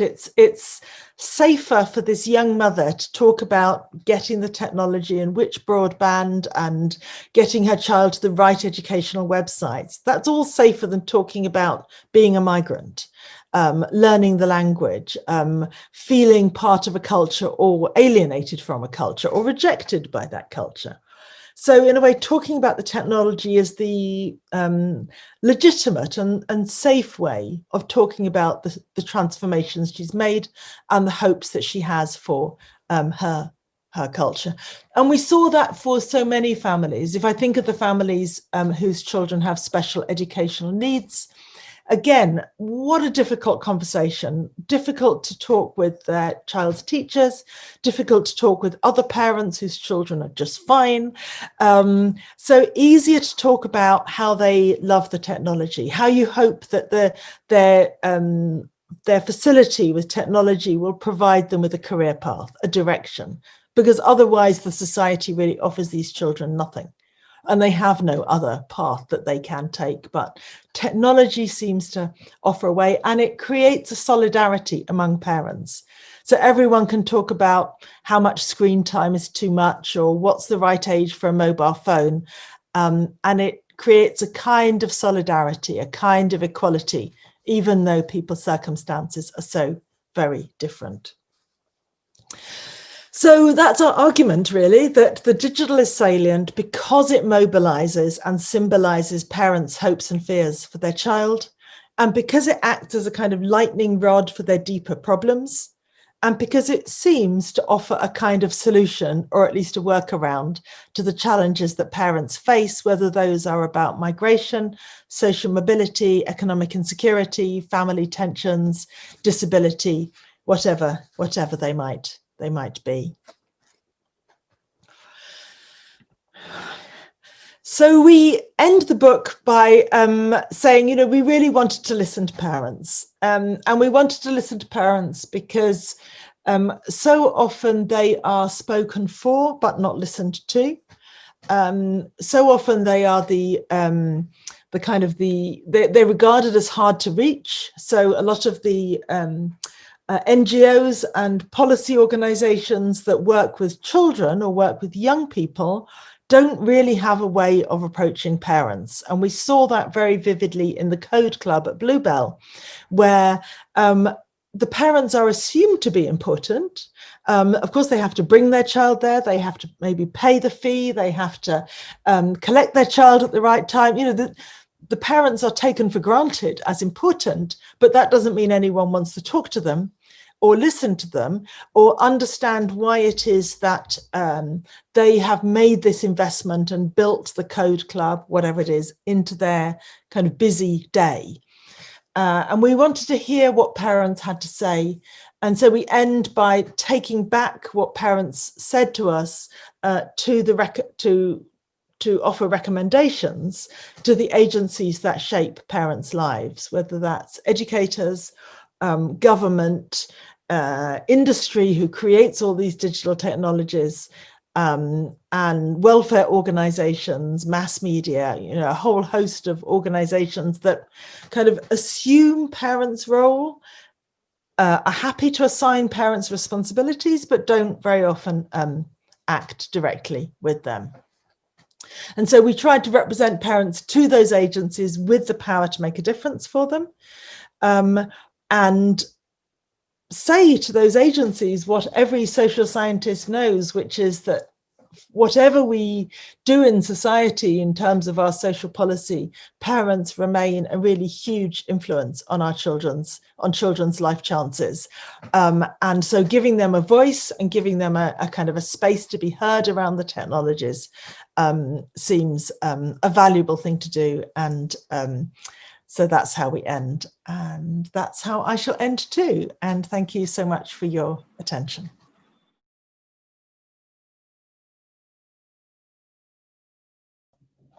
Muchas gracias por esa excelente presentación, muy clara. Además, quisiera hacer un par de puntos. Nosotros dentro del programa de Ciudadanía Digital de la Universidad Adolfo Ibáñez hemos trabajado durante todo el año con profesores de distintos colegios de Chile, trabajando varios de los temas que se han mencionado en estas dos presentaciones, ¿no? Tenemos este desafío de que hay un aumento en la velocidad de los cambios. Tenemos un momento, como mencionaba Andrés, que tenemos un aumento en las brechas de participación, en las brechas que ya existían antes, brechas socioeconómicas, brechas de poder, que parece ser que se han ido aumentando en este espacio digital. Y de la misma forma, la presentación de Sonia nos mostraba cómo los padres y cuidadores de niños, niñas y adolescentes son capaces de notar estos cambios que están pasando y no tienen exactamente claro de cómo abordarlo o cuáles son las herramientas, y esa sensación de sentirse irresponsables por no saber exactamente cómo enfrentarlo. Esto nosotros lo vimos y les pasa constantemente a los apoderados cuando están dentro de se lo plantean los apoderados a los profesores también. Ese es uno de los grandes dilemas que tenemos. Ahora estamos solucionando la conexión con Londres, está ahí reconectándose, y por mientras, eso sí, vamos a invitar a Andrés que esté de vuelta, y teníamos una pregunta para él mientras logramos conectarnos con Sonia nuevamente. Andrés, si estás ahí. Hola Andrés, teníamos una pregunta que nos había quedado de tu presentación, que José nos hablaba de la relación que hay entre la economía digital y la participación. Como que actualmente se ve que la única forma de participar es a través de la participación en la economía. ¿Es esta la única forma de participar en los entornos digitales? Gracias, Enrique. No, efectivamente, o sea, en mi presentación yo hacía el énfasis en la economía digital como una dimensión muy importante de la participación en este ecosistema, pero no es la única. Lo que sucede sí es que es un área y una dimensión que no ha sido tan estudiada como otras áreas de participación, digamos, jóvenes participando en la cultura, en la educación, inclusive en la política. Lo interesante sí es ver, digamos, que en el entorno digital, la infraestructura donde los jóvenes están participando, la mayoría son espacios administrados, creados por grandes empresas tecnológicas que tienen unos modelos de negocio particulares y hay unas relaciones de poder asimétricas en esos espacios. Por eso es importante, digamos, pensar este tema de la economía digital. No es el único. En realidad, yo plantearía entender este ecosistema y estas múltiples dimensiones sociales como interrelacionadas. Lo digital y pues la infraestructura en red que tenemos hoy, ¿sí?, permite que todas las esferas estén conectadas, tanto la economía como la política, la cultura, la educación, están conectadas. Entonces, claro, podríamos decir, no, los jóvenes solo están participando durante la pandemia en estas clases que se les dan virtuales, los que pueden hacerlo, ¿no? En Zoom, en Google Classroom, como quieras llamarlo, pero esas plataformas, digamos, donde los jóvenes están recibiendo educación muchas veces, a menos de que el gobierno haya creado una, pero digamos en el caso latinoamericano es bien interesante ver eso, ¿no? Y a nivel global, son las grandes plataformas las que proporcionan esos espacios para la participación, y eso tiene unas consecuencias sobre todo cuando pensamos en los modelos de negocio, que tanto se está dialogando con los jóvenes, con los padres, como digamos también lo planteaba Sonia, y cómo hay unas asimetrías ahí en las cuales así los jóvenes participen, muchas veces los beneficios, digamos, a la hora de crear valor o de redistribuir las ganancias de esas compañías no se tienen en cuenta los jóvenes. Muchas veces también no se tienen en cuenta sus derechos, digamos como el tema del derecho al trabajo, del derecho a respetar, o sea, los jóvenes en realidad no deberían trabajar hasta unas edades, y muchas veces pues ellos al entrar a estas plataformas, interactuar, crear datos, están generando unos valores ahí. Y ahí pues hay unos dilemas éticos que las compañías tienen también que empezar a pensar sobre cuál es esa relación con los jóvenes y cómo se los está considerando como sujetos con derechos y con responsabilidades. Okay. Muchas gracias, Andrés. Muchas gracias, Sonia. Sonia, I'm not sure if you are following the translation. Are you all right in the? No, sorry. Hello. Where is there translation? We have two channels, so you can choose the channel English. It's below. There is a sign with interpretation on the bottom of the Zoom. So you just put the English and everything will be in English. But welcome and thank you for joining us. Yes, thank you. We actually do have a question for you, Sonia. We just saw your presentation, and the question left on the chat was about whether we have learned about the pandemic situation, how this could have changed the situation that you presented in your book. So could you tell us something about that? Delighted. Thank you. And thank you for including me in your conference. And sorry, I speak no Spanish. I would say the book was written before the pandemic, and we were literally making the corrections to the proofs while the pandemic had started. And it felt to me like everything we were saying in the book was intensified during the pandemic, that our concerns about inequalities among families was intensified, parents' concern about screen time was intensified, the difficulty of public agencies reaching families with good advice was made more difficult.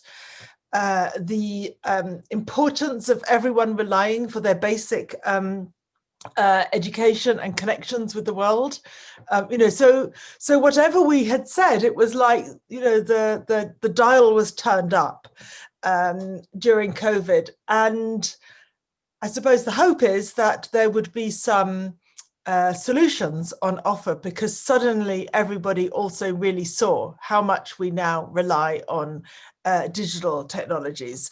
And there have been some interesting efforts by both governments and business and civil society to kind of provide better and reach families better. But I think, well, we can discuss, of course, but at the moment, I would say the speed of the problems and the scale of the problem is overwhelming everybody.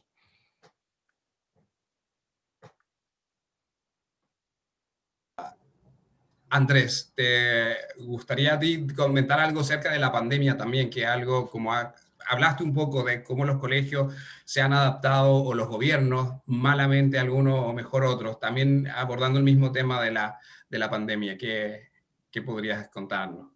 Puedes hacerlo en inglés o en español, como te salga, como sientas más cómodo. ¿Cómo está funcionando la traducción? Porque no sé si Sonia... ¿Está funcionando la traducción bien? It's working very well. So thank you to the translator, and lovely to see you, Andres. Lovely to see you. Yes, Sonia. Voy a hablar en español para la audiencia latinoamericana, pero si algo no está claro me avisas. La pandemia, estoy totalmente de acuerdo con lo que dice Sonia, ha incrementado la velocidad de estas transformaciones y justamente en los colegios, en el contexto latinoamericano, pues hay bastantes brechas digitales de conectividad, de conocimientos, no solo al nivel de los padres, sino también de los educadores y también de los estudiantes. Así que, lo que ha hecho es una transformación digital acelerada. Las escuelas han tenido que adaptarse a esta nueva modalidad. Las familias y los padres pues tienen muchas veces también que lidiar con estas preocupaciones y estos imaginarios que Sonia describía en el libro sobre cómo ellos se imaginan el futuro digital. Y pues la pandemia pone, además del miedo a todos los peligros para la salud, pone el miedo a no poder continuar con la educación. Y pues en países, digamos en Colombia, es muy grave lo que ha ocurrido en términos de jóvenes rurales en el campo colombiano, porque no tienen posibilidad de conectarse. Entonces hay muchos jóvenes, es casi más de la mitad, que no han podido continuar con su educación. Entonces eso genera más desigualdad. El futuro que nos viene en post-pandemia es marcado sobre todo en contextos donde había desigualdades digitales existentes. Lo que ha ocasionado es quizás incrementarlas.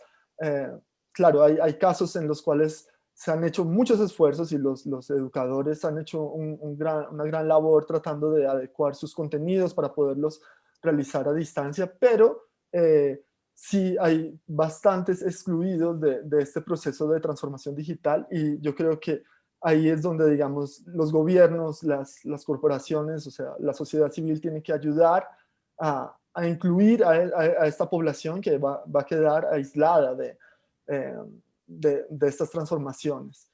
Eso sería lo que yo diría al respecto. Gracias.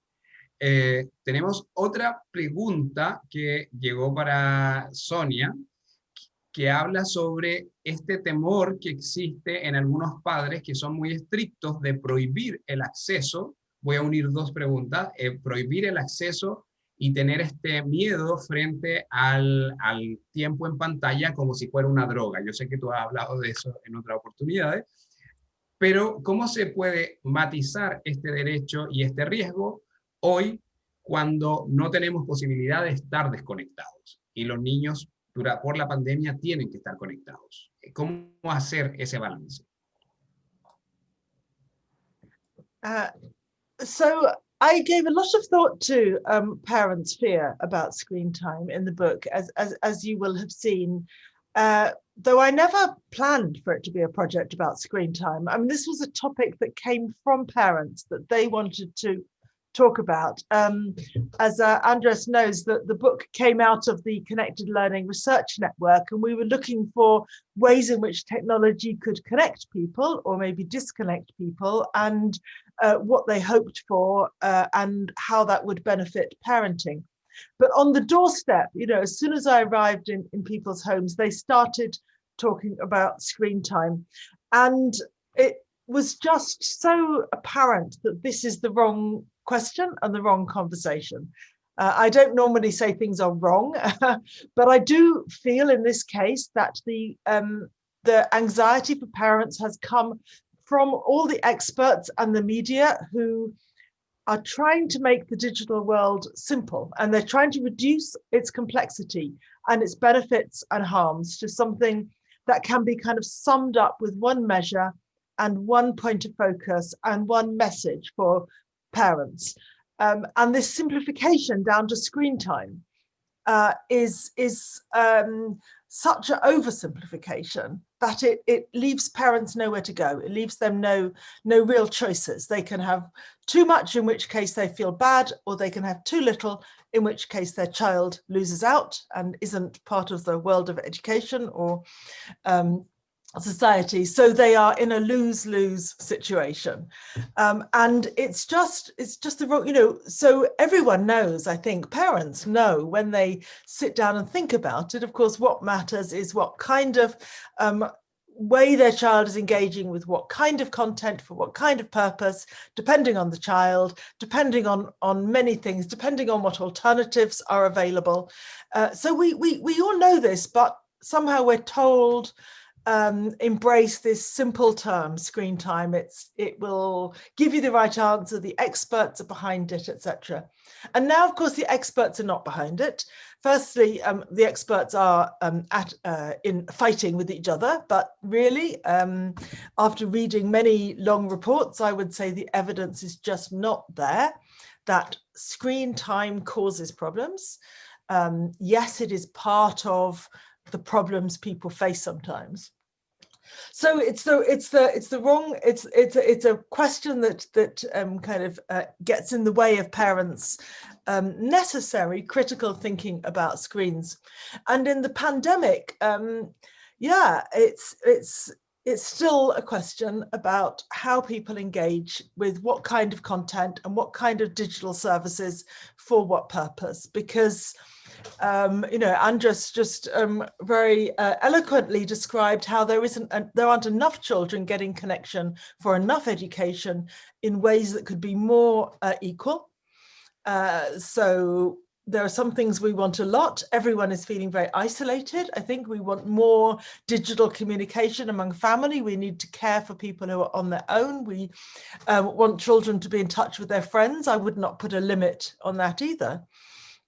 So what are we afraid of? So maybe we are worried about children filling time without a purpose.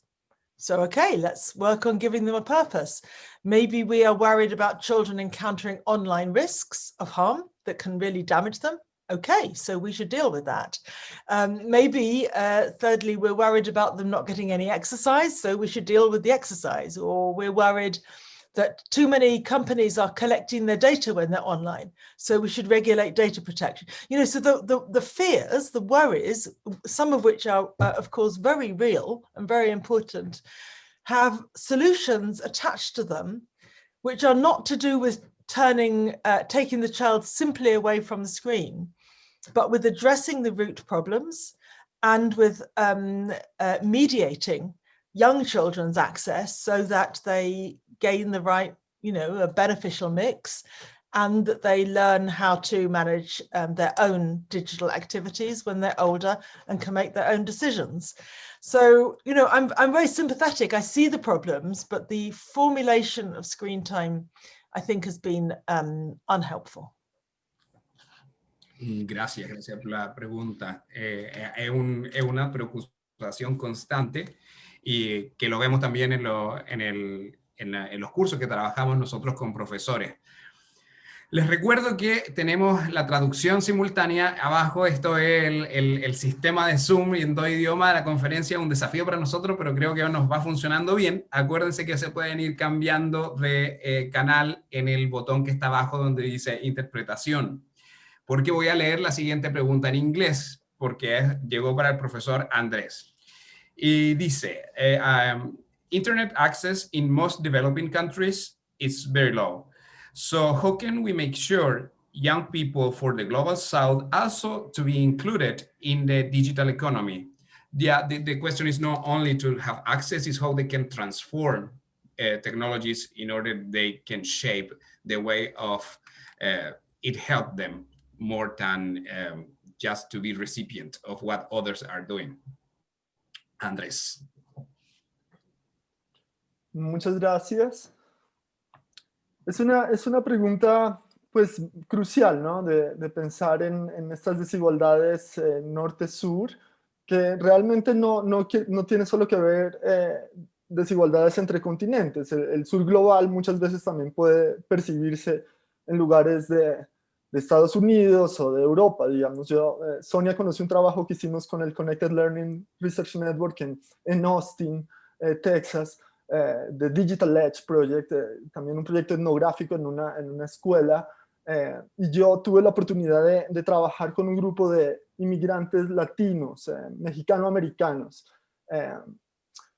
Digamos, ellos, hay propuestas para integrarlos, ¿sí? Como las escuelas, digamos, en países como Estados Unidos han cableado, han logrado tener internet para que ellos puedan acceder a estas plataformas, a estos entornos. Sin embargo, las brechas que existen a nivel de conocimiento, de usos, de los beneficios que se obtienen, si no ponemos el acento en eso, no va a solucionar el problema. Entonces, para los contextos del sur global, hacer un énfasis en conexión, en cerrar la brecha, la última milla, ¿sí? En Colombia hay una obsesión en este momento por conectar la última milla de las regiones más aisladas de Colombia, en el Amazonas, en el Chocó, Putumayo, lugares donde los servicios, o sea, nada sirve llevar internet si no hay luz, si no hay agua, o sea, hay lugares donde los servicios públicos no existen. Entonces, la solución no es conexión solo a nivel tecnológico. Yo creo que lo más importante en realidad es poder generar como una inclusión a nivel de conocimientos y de saberes, prácticas y experiencias desde el sur global, así sean con una conectividad precarizada, así, digamos, no hay que tratar, digamos, de integrar estos contextos particulares con todo el ecosistema global de plataformas. Se puede pensar en internets más pequeñas, en usar tecnologías como low-fi, como tenemos que empezar a valorar otras posibilidades de conectividad, y si bien es cierto hay que llevar la tecnología a estos lugares, los procesos de inclusión no deberían estar solo enfocados en la conectividad, sino en aprender de ellos. Por eso yo ponía el ejemplo de la educomunicación en Latinoamérica, porque es un movimiento de educación, de pedagogía basada en justamente mirar estos contextos marginales donde se pueden desarrollar procesos educativos y pedagógicos enfocados en la comunicación, pero que no solo dependerían, digamos, de internet o de una conectividad avanzada, sino en estas prácticas situadas de contextos específicos podemos encontrar oportunidades, digamos, para incluirlos, no de una forma universalista o homogénea. Hay que mirar los contextos específicos y ver qué proyectos se podrían desarrollar en esos lugares e incluirlos valorando sus necesidades y sus saberes. Eso sería lo que yo diría. Tú presentaste en tu presentación, hablaste de los diferentes ecosistemas digitales, como que era un error quizá enfocarse en que todos funcionamos de la misma forma y trabajar los ecosistemas de forma distinta, acercarnos a ellos de forma distinta. Hay otra pregunta que cruzó un poco transversalmente ambas presentaciones y que ha aparecido en el chat varias veces, que se ve desde dos lugares, y quiero ver si los dos la pueden abordar.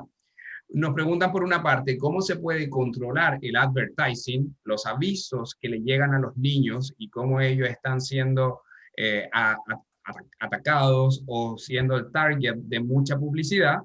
Por una parte, y luego Andrés también hablaba del capitalismo de vigilancia o surveillance capitalism y estas ideas de los datos, el uso de los datos para un poco manipular nuestras decisiones de consumo. Entonces, a partir de grupos que se hacen de los datos y que los tienen. Entonces, eso, la pregunta era, ¿cómo nos defendemos de esta situación o cómo deberíamos enfrentar esta situación? Sonia, si quisiera comenzar. Happy to. It's a problem that is increasingly concerning many people. And I would like to address it from two perspectives.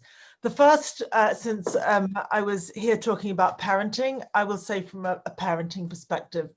You know, since the beginning of media, whenever, we have, society has charged parents with the task of explaining the world to their children and mediating, getting in between, interpreting and protecting them according to their ability and capacity and needs.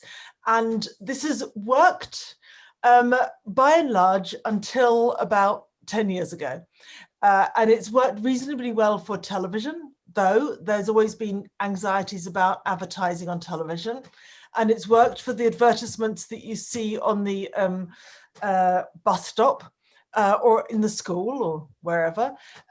Parents have could explain to their children. So even in the age of television, even when it was completely clear, this is the program and this is the advertisement, even then we saw enormous differences, inequalities in which parents were equipped to mediate and explain to their children, which had the time and the education and so on.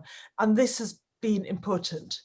So now in the digital era, I think we all struggle to say this is an advertisement and this is the content, because we have influencer content, we have in-app purchasing, we have sponsored products, we have all kinds of paid for content that is not separated. So the task for parents and also for teachers is become nearly or pretty much impossible. And what parents are doing is they just give their child a huge warning. Beware. There is advertising, we don't know when or where. They are trying to manipulate you. We can't exactly say how. There is misinformation, but none of us can really tell the misinformation from the good information. So parents give this message, almost a message of despair to their children, and their children are learning a kind of cynicism, if you like, about the digital world. So I think, you know, we have it's right, the parents have the responsibility. It's right, the society should try to educate the kids. You know, these are all policies from good impulses, but I think they are now outsmarted by the technology. And so the answer to the question, I think, has got to be about regulation, and it's got to be about regulation of advertising, marketing, platforms, data brokers, anyone who is using digital data processes for kind of commercial means. And the world, actually, I was, before now, I was at a conference of the Internet Governance Forum, and this was exactly one of the things being discussed.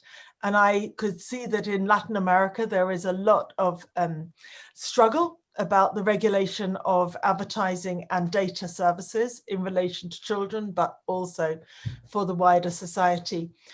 And in that conference and in my work, I increasingly think in terms of a child rights framework, in terms of the UN Convention on the Rights of the Child, which asserts the principles that the child has the right to autonomy, to think for themselves, not to be unduly persuaded. They have the right to privacy, which means others should not take their data without their knowledge or their consent. So I think, you know, if we think what is right for children, then we would put a stop to so much of this. If we think what is right for the economy, we might think differently, but the consideration of what is good for children should be in those discussions, should be part of those discussions about the economy, about regulation, about the business practices of big platforms. Thank you. Andrés? Gracias, sí, yo estoy de acuerdo con Sonia en el tema de la regulación como un camino para poder como hacer una sociedad más justa y un tratamiento de estos datos y estos modelos de negocio que piensen más en el bien común y no tanto como en el crecimiento económico de las plataformas tecnológicas o en los procesos de datificación, ¿no? Que son procesos que hoy en día pues están por todo lado, todo se está datificando y justamente el modelo de negocio, estas prácticas de negocio, como lo mencionaba Sonia, pues normalmente no consideran el impacto que pueden tener en los niños, las niñas, los jóvenes. Aquí pues hay un desbalance, una de las asimetrías grandes que existe es justamente entre sur y norte global en términos de regulación. En los países del sur global no hay unas normativas y unas regulaciones muy claras y usualmente estas plataformas que se encuentran en el norte global pues se acogen a regulaciones de sus países, como la regulación norteamericana, por ejemplo, o lo que ha surgido, y esto también es un logro de la sociedad civil, de académicos y de activistas en Europa, con la nueva regulación GDPR, que ha logrado justamente hacer ajustes sobre el tema de la privacidad.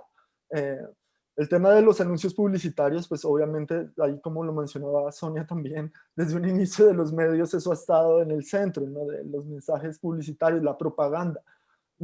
Entonces, por un lado la regulación puede ayudar, pero claro, ahí también se necesita estas conversaciones y estos diálogos intergeneracionales entre padres y jóvenes, entre los jóvenes y sus educadores, que puedan también hablar de estos temas, de estos mensajes publicitarios o de este contenido de publicidad que rodea el ecosistema, no solo en lo que normalmente se conocía como un anuncio publicitario, sino que la misma plataforma, la manera en que te llegan tus feeds, la información está condicionada para un tipo de consumidor.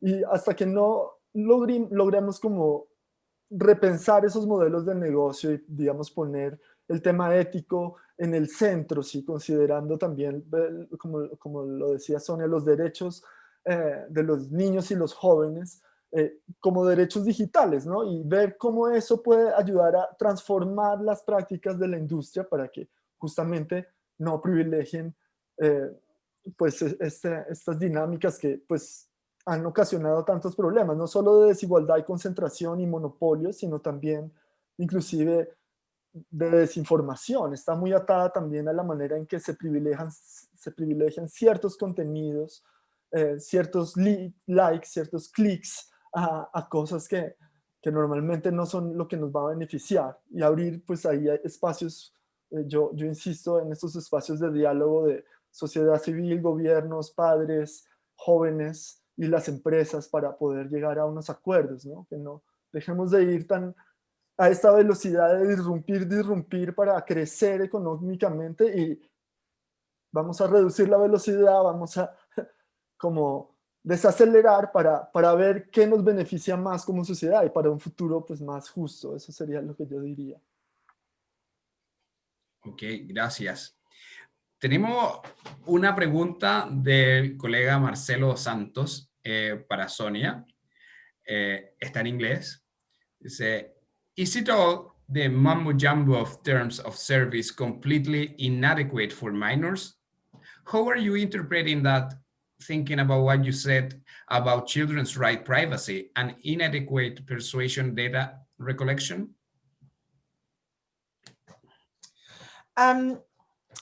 Yeah, it's a good question. So in the UK, we have recently passed an addition to our Data Protection Act, which specifies, which kind of takes the GDPR seriously. It's always intriguing to me to hear when the GDPR is discussed internationally beyond Europe. So we recently passed a law that tries to make a positive assertion about all the ways in which children's rights should be and are protected in the GDPR. And that includes requiring that terms and conditions should be understood by children, appropriate for children, that they include systems of redress when something goes wrong, which are also accessible by children.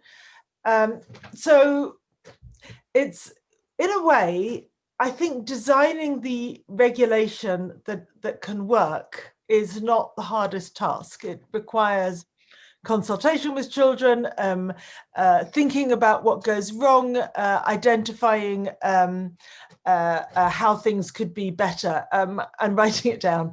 The hard thing is getting it done, getting it acted upon, and getting people to take note. And there I see some difficulties that actually affect every country, wealthy or not.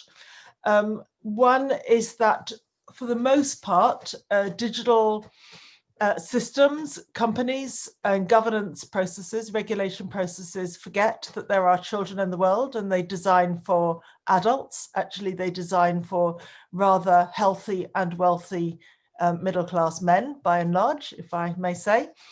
And they forget the differences and diversity and range of vulnerabilities and inequalities in the world.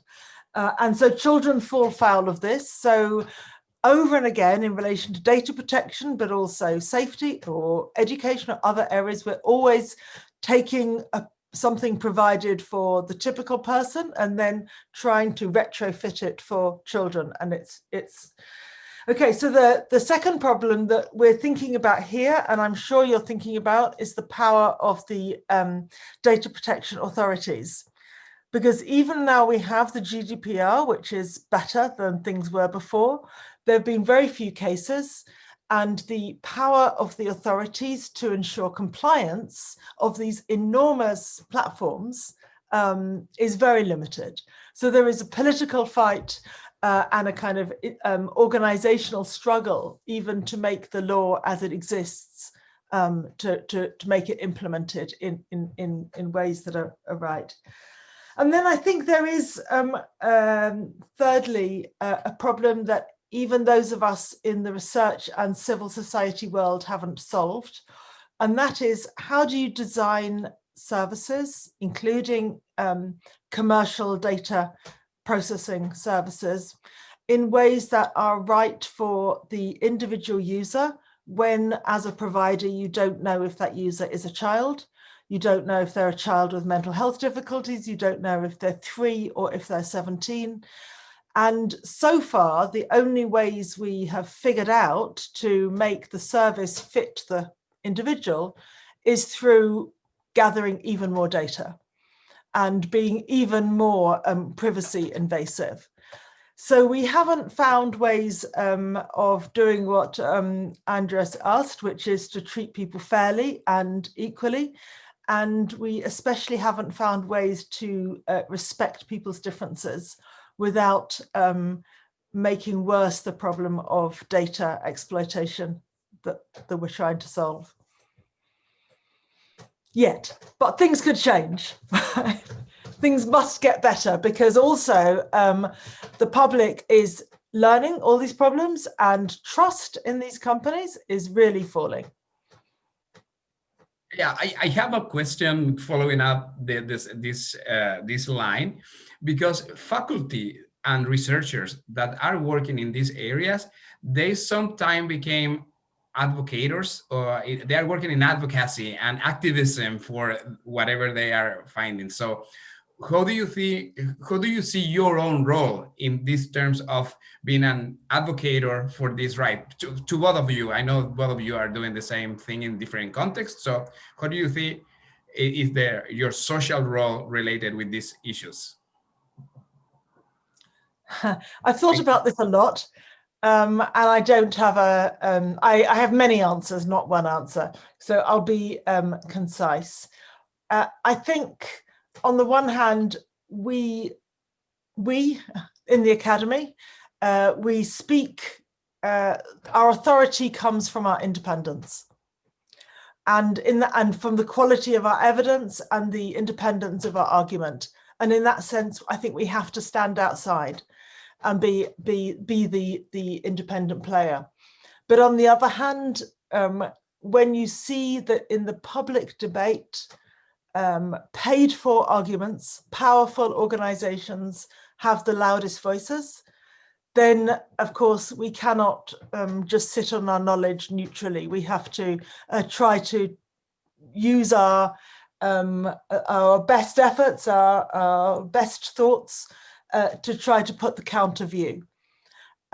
So it's not, so some people are activists, I'm not, but I do try to use whatever voice I have to rebalance the scales so that the public debate is fairer and more inclusive and more informed. And in a world of rampant capitalism, that which ignores children's voices, that means I am becoming an advocate. Thank you. Andrés. Gracias, sí, una pregunta importante, gracias por hacerla.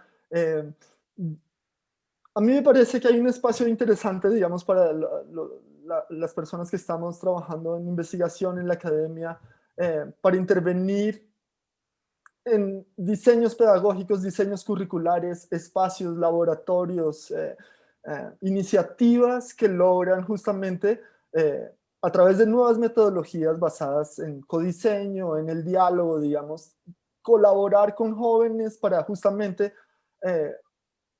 tener sus voces y hacerlos partícipes de estos procesos de diseño de tecnologías, de diseño de medios de comunicación, y poder también escucharlos horizontalmente, ¿no? Generar espacios de interacción que buscan la transformación social a través de la educación y a través de la práctica de medios. Yo soy un convencido que ese espacio de acción creo que puede ser muy productivo para las personas que estamos haciendo investigación en las universidades y asimismo para las comunidades. Entonces yo creo que en esos procesos, metodologías como acción participativa, codiseño, logran justamente nivelar un poco estas asimetrías de poder y colaborar con jóvenes en soluciones para los problemas que tenemos y para imaginar otros futuros.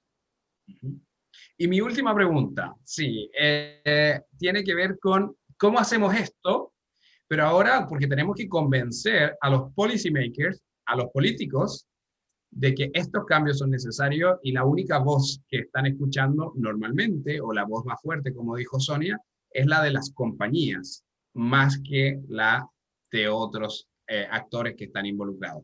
¿Cómo podemos ayudar en nuestra audiencia? Hoy hay muchas personas de ONGs, de académicos y estudiantes. ¿Cómo podemos convencer a los políticos de que deben involucrarse en estos temas? ¿Qué sugerirían?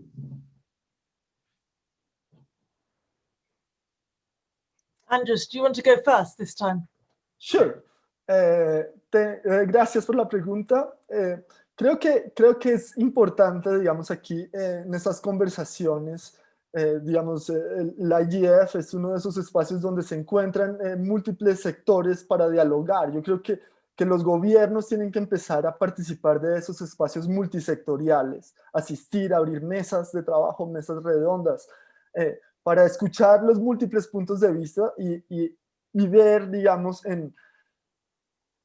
o sea, hay que pensar no solo en el impacto económico que las compañías suelen hacer, ¿sí? Como en esas proyecciones de todos los beneficios, ¿no? Hay que pensar en las consecuencias inesperadas.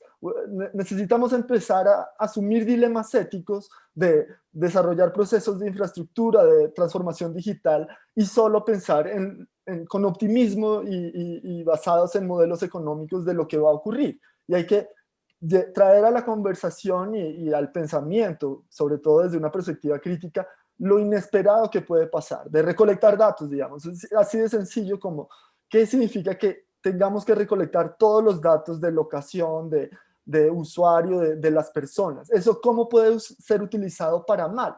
Porque si solo nos centramos en cómo va a ser utilizado para bien, vamos a terminar generando mayores problemas como los que hoy en día, 2020, ya tenemos. Entonces creo que es por ahí, como es, aparte, los gobiernos para el futuro de nuestras sociedades necesitan también empezar a pensar con esos dilemas éticos y no solo con unas proyecciones de crecimiento e innovación. Gracias.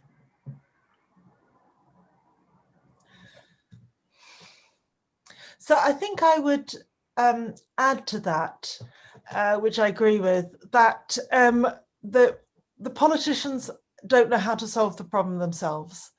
They are becoming ever more aware of the problems and they're looking for solutions and they don't know where to turn. So we can sometimes make ourselves available and speak in a way that is as clear and as evidence-based and as constructive as we can, even if our message is that their chosen policy is problematic, and that part of our job in the academy is to try to imagine alternatives and to understand where there are choices and different pathways. And the reason I say that I think politicians are themselves struggling is that they too are feeling overwhelmed by the scale of the speed of change and the power of the major companies and the desire to kind of keep up. Every country wants to be ahead in the digital race and thinks that there is money and power to be gained. But at the same time, they do see the loss of trust. They do see the rising inequalities. They do realize that these things also matter to their vote and to their position in government. And most of them are also worried about their own children and grandchildren, and that motivates them too. It's not a very admirable reason, but it does get them sometimes into the room. So I think there is really, in the last 5 years, we have seen a rising recognition that a different settlement between public and private sector and between children's provision for children and power to big companies. I think everyone recognizes this in some sense. The question is, what are the ways to frame a problem? What are the ways to think of alternatives? What are the kinds of solutions? And you know, those are intellectual questions, and we can contribute there. Ok. Muchas gracias. Llevamos más de 2 horas en la conferencia. Se ha pasado muy rápido. Queríamos agradecerle con todas nuestras ganas el poder haberse conectado, esta posibilidad. Una de las cosas buenas que tiene, de lo poco que tiene bueno estar viviendo en esta situación de pandemia, es que nos hemos acostumbrado a este tipo de interacciones, donde podemos estar desde Londres, en Bogotá y en Santiago, en una conferencia sincrónica y en 2 idiomas, algo que no se nos ocurría a los académicos antes. Muchas gracias, Andrés, muchas gracias, Sonia. A todos los dejo invitados a las siguientes sesiones de esta conferencia. Tenemos mañana, martes 17 de noviembre, el Día de Robótica Social, y cómo este nuevo agente comunicacional, este nuevo agente comunicador, está transformando la forma en que interactuamos. Tendremos a los expositores Carmina Rodríguez por la Universidad Adolfo Ibáñez, Jochen Peter y Chad y Otton Edwards, que estarán presentes mañana hablando de robótica social. Se pueden inscribir en el link que está en el chat. Para el día miércoles, el día 18 de noviembre, se hablará y trabajaremos, los temas son trabajo digital, las plataformas, contenidos futuros, influencer y el trabajo y la gestión del valor en el espacio digital. Ese día estarán Arturo Arriagada, David Craig y Alison Hearn. Así que se pueden inscribir también para mañana y para el día miércoles. Muchas gracias a todos por estar acá. Muchas gracias, Andrés y Sonia. Si estuviéramos, podríamos entregar los regalitos y algo, pero por el momento solo un abrazo virtual. Muchas gracias por estar acá y seguimos en contacto. Thank you very much, Andrew. That was really fun. Gracias. Gracias, gracias. Hasta luego a todos. Chao.